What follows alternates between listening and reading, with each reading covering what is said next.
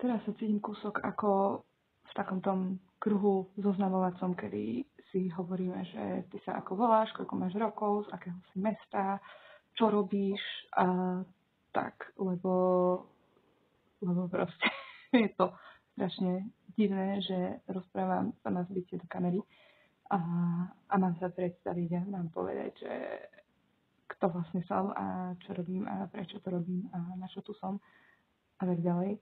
A akože asi viacerí poznáte ten pocit, že sa musíte s niekým zoznámiť na silu a je vám povedané, čo máte povedať. Toto je niečo, čo robím úplne prvýkrát. Preto chcem, že by ste mali so mnou aj trpezlivosť. Tak vítam vás v mojej obývačke a neviem, ako dlho sa tu budeme takto stretávať, ale dokedy asi budem mať pocit, že treba dávať zo mňa nejaké veci von a budem ich chcieť dávať von, budem chcieť o nich hovoriť.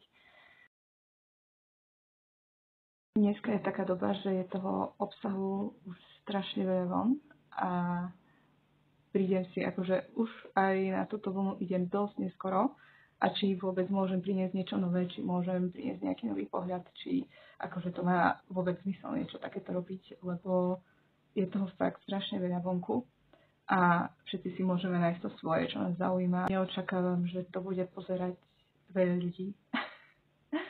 A viem, že proste nejakí moji kamaráti alebo známi, za ktorých som tak veľmi vďačná, že ste sa rozhodli ma takto kúsok podporiť a kúsok možno zo svojho dňa oddeliť na to, že tak proste pozrieme si jej video, veď môže tam byť niečo zaujímavé.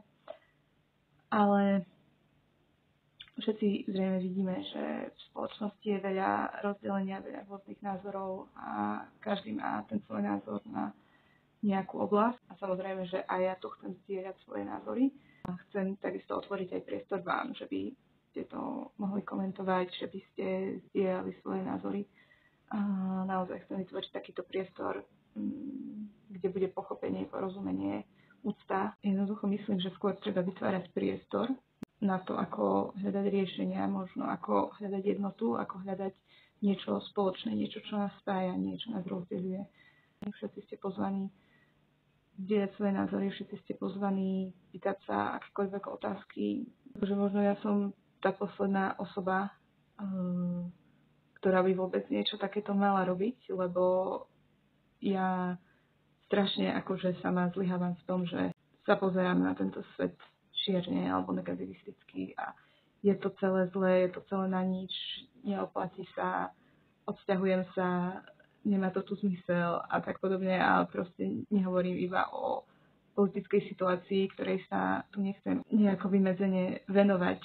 Chcem dávať priestor rôznym témam, chcem hovoriť o veciach, ktorými jednoducho žijem v každodennom živote, ktorým verím, prečo im verím a rovnako dáva ten priestor vám, aby ste to zdieľali. Čomu veríte, prečo tomu veríte a jednoducho skúmať.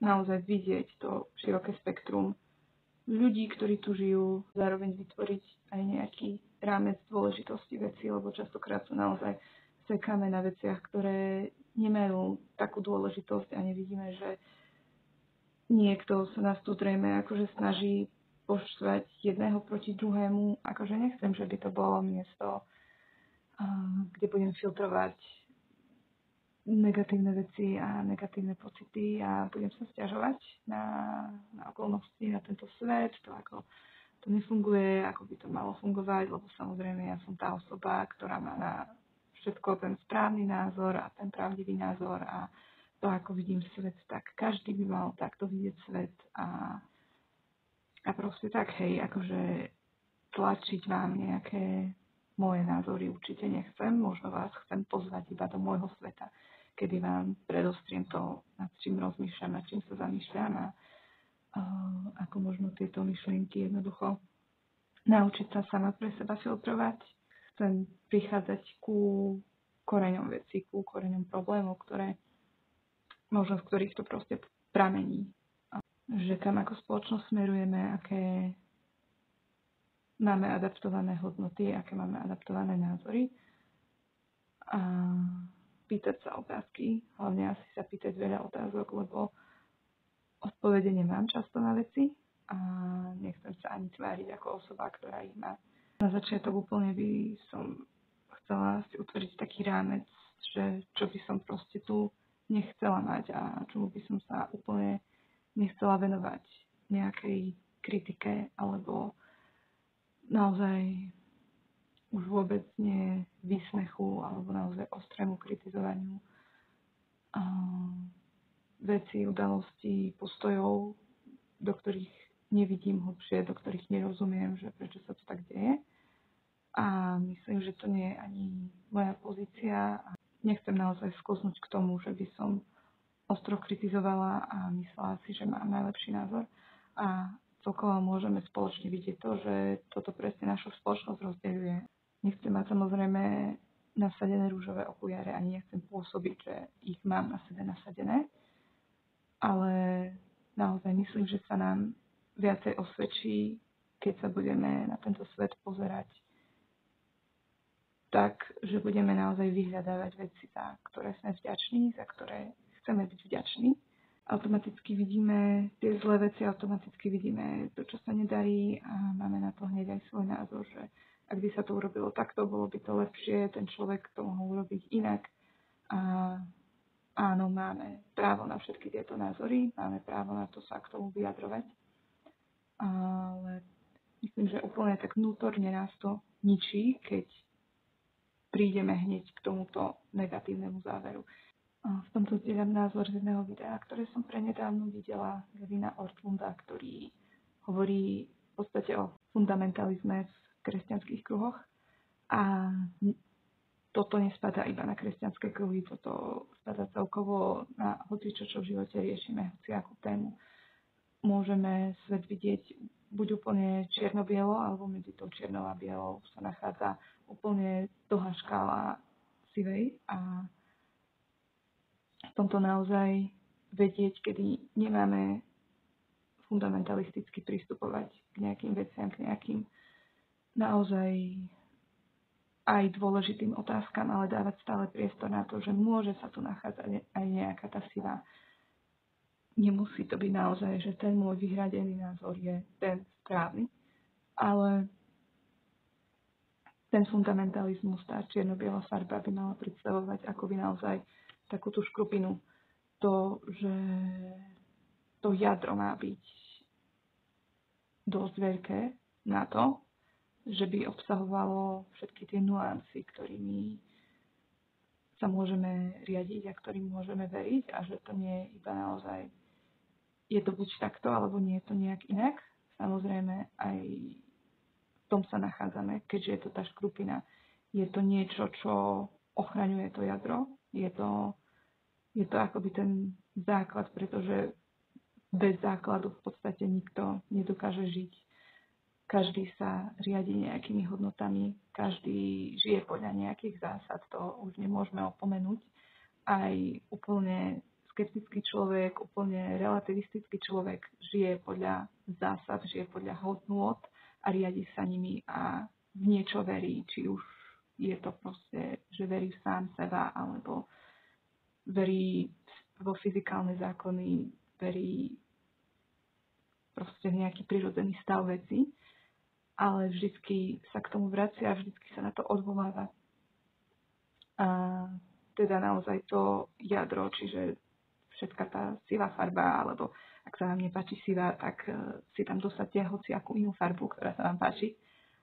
Ale všetky tie nuancy, ktoré sú v strede a ak si vypočujeme napríklad príbehy ľudí, že niečo zažili a snažíme sa tomu porozumieť a zistíme, že tak skúsenosť toho človeka bola iná, ako sa na touto vecou môžem zamýšľať inak, ale vždycky to má byť ochránené zásadami, tými hodnotami. To, proti čomu stojíme, by nemalo prevyšovať to, za čo stojíme. A celý deň naozaj môžeme rozprávať o tom, proti čomu stojíme, proti čomu sme vymedzení, názory, ktoré sa nám nepáčia, prečo sa nám nepáčia, vysvetľovať to a skúsiť sa točiť dookola okolo toho, že ako je to zlé, ako to nefunguje a naozaj mať takýto vyhradený názor, ale nemalo by to nikdy prevýšiť to, v čo veríme a za čo stojíme, čo skutočne vyznávame. Čiže naše názory proti by nemali prevyšovať naše názory pre. Ak niekto má veľa rečí, ak niekto stále chce k nejakej téme niečo povedať a vždy sa musí vyjadriť a vždy ako prvý a niečo sa udeje a už rýchlo sa k tomu vyjadrujem, rýchlo píšem status, rýchlo poviem, čo sa mi nepáčilo a vždycky taký naozaj vyjadrovať svoj názor za každých okolností a ľudia ma musia počuť, tak práve takíto ľudia v spoločnosti nerobia nič, pretože iba rozprávajú a iba sa sťažujú na to, ako veci nefungujú, iba sa sťažujú na to, čo sa im nepáči a vôbec nejako neprikladajú ruku k dielu a k tej zmene, ktorá by mohla nastať. Ale práve tí ľudia, ktorí pre spoločnosť niečo robia, práve tí ľudia sú častokrát skoro neviditeľní v tom zmysle, že ich nepočuť, že nemusia kričať o tom, čo robia a nemusia kričať o tom, čo sa im nepáči, pretože sa rozhodli do toho vložiť a naozaj ich činy hovoria za nich. Nemusia to písať po internetoch. Naozaj sa budem pravdepodobne venovať širokému spektru tém, pretože ma zaujíma široké spektrum tém. A nerobím tieto veci z nejakého expertného hľadiska. Nie som expert na dané problematiky a dávam naozaj vonku svoje myšlienky, preto to má taký názov, aký to má. Sú to moje každodenné myšlienky, sú to veci, ktoré spracovávam v hlave a snažím sa ich nejako usmerňovať, snažím sa im dávať nejakú váhu a aj podľa toho ich zdieľať. Čiže samozrejme ani nie všetky veci, nad ktorými rozmýšľam, sú hodné toho, že by išli hneď von. Ale myslím, že už dosť dlhodobo mám v sebe nejaké veci, ktoré stoja za to, že by som ich aj ďalej zdieľala. Možno sa niektorým z vás aj bude zdať, že tu zdieľam úplne akože bežné veci, že je to basic, že každý o tom vie, prečo o tom rozprávam.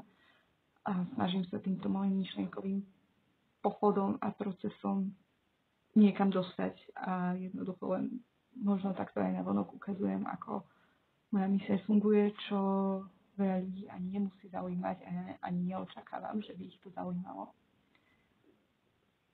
Ale je toto pre tých, ktorých to zaujíma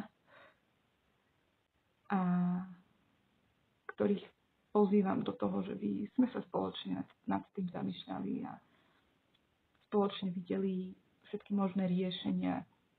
Robím to určite aj preto, lebo nechcem už viacej iba prijímať a dostávať do seba plno vecí, plno obsahu, plno videí a plno rôznych názorov, ktoré sú naozaj za posledné roky, čo som veľmi vďačná, že mám k tomu prístup a môžem to prijímať, ale nechcem to iba prijímať, ale chcem začať dávať aj von, pretože to tak mám na srdci a mysli.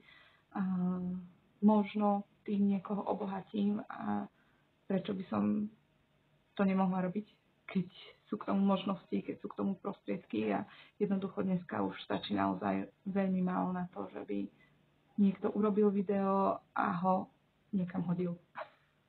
Proste je to také jednoduché, že pýtam sa samej seba, prečo by som to nerobila a prečo by som tieto myšlienky nedávala von. Takže to robím.